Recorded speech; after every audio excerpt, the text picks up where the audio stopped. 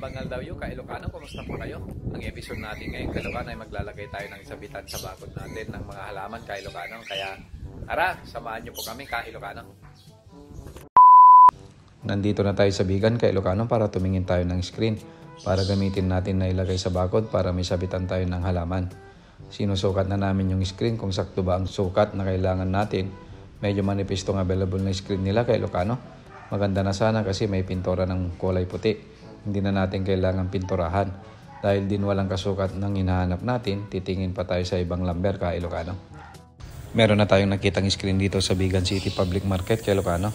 Bale, 4 na piraso yung kukunin natin. Medyo makapal to, ka-Ilocano. Kaso nga lang kinakalawang kaya kailangan natin siyang pinturahan. Pipinturahan natin siya ng kulay black, ka-Ilocano. Kaya tama na, may kadwa-tika mo.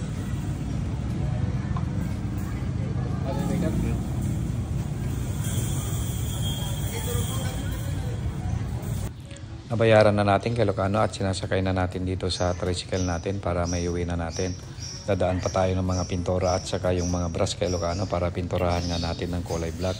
Pinturahan natin yung screen na nabili natin, ka-Ilocano, para matanggal yung mga kalawang niya bago natin isabit dito sa sa bakod dyan. Kasi maglalagay tayo maglalagyan ng mga halaman natin.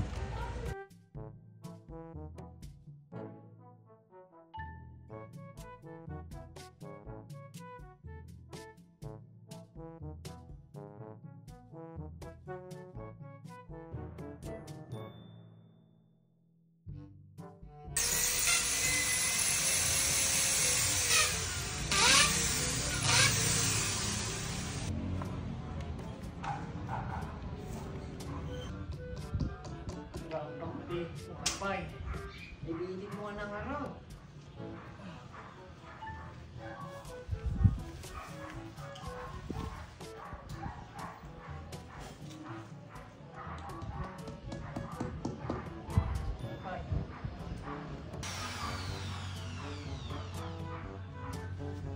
Ate, tuloy tayo mo ulit dito. Ganda.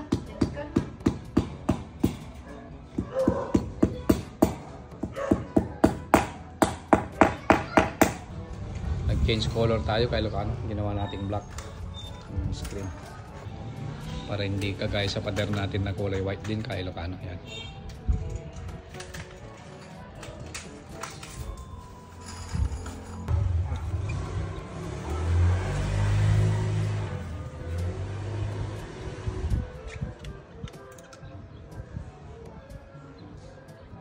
So, nailagay na natin yung screen, ka-Ilocano, at nakapagsabit na tayo ng mga halaman dito sa bakod natin. Maganda na siyang tignan, ka-Ilocano. Dadagdagan pa natin yung mga halaman na nakasabit para nga yun nga, mas magandang tignan. So, maraming salamat sa panonood. Paki-follow naman po yung aking Facebook page at ang aking YouTube channel, ka-Ilocano Farm. Ingat po tayong lahat, ka-Ilocano.